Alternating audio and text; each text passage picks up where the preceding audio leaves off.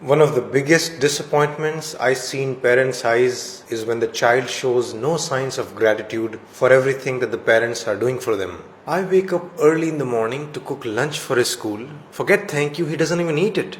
I don't have a nice suit to wear in functions. I saved money so she can go to her singing classes. Now she tells me I don't care for her.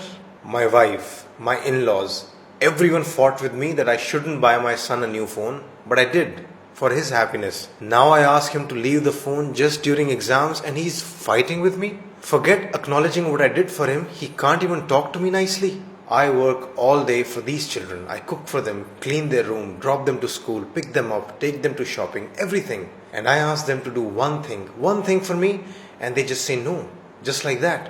Why should I have to fight every time I need to get something done? Every time he needs something, becomes all sweet and chatty, Papa this, Papa that, but after the need is fulfilled, doesn't even look at me.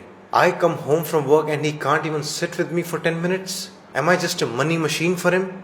What's common in these examples? Parents do so much for the children, but the child shows no acknowledgement, neither through their words nor actions. And then how do parents deal with this? They'll sulk, they'll fight, they try to ignore.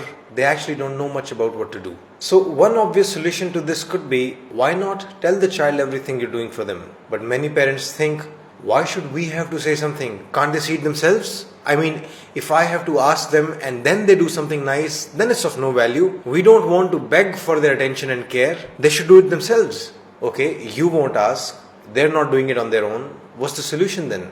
Keep getting disappointed and give up? Well, not so soon. I have some suggestions. If I could tell you, really I mean it, the single most important psychological trait or state which can contribute to individual and interpersonal well-being, it would be gratitude. If you want to be happy yourself, if you want a happy child, and if you want happy relationships, there's probably nothing more important than gratefulness or thankfulness. And I speak of this from deep personal experiences. This has transformed my experience of relationships and life. You teach your children how to use the bathroom, you teach them language, you teach them how to count. You should teach them how to be grateful to people as well. It's on that level, it's that important. It's an absolute tragedy that we don't even know how enormously important this is, and we just hope that the child will develop gratitude on their own. It is a tragedy that we virtually leave it to luck.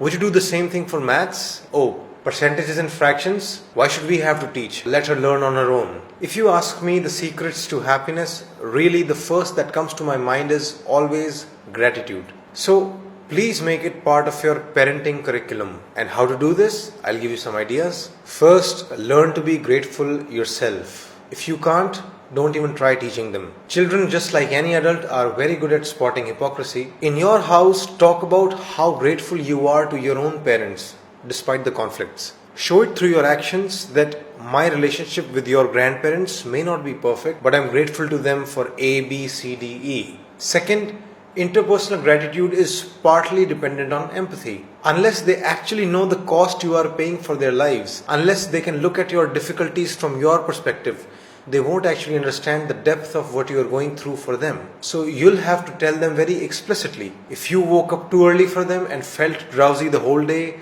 if you are suppressing your own desires to save money for them, if you're fighting with other people to defend them, if you are sacrificing your leisure time for their tasks, talk about it. Talk not just about what you're doing, but also about what you're going through inside. Basically, you'll have to educate them about the personal cost you're paying for their sake. This is not about tooting your own horn. This is about filling their blind spots. This is about presenting a better reality to them. This is education. But caution, don't do it with an attitude that you're doing them a favor by giving them birth and raising them. That attitude is not wise, because despite everything you're doing for them, you started a family for yourself. Because you thought creating a family is a good way to live life. Your child never came to you and said, "Mom and Dad, please give me birth." So when you teach them gratitude, don't sound like the benefit is one-sided.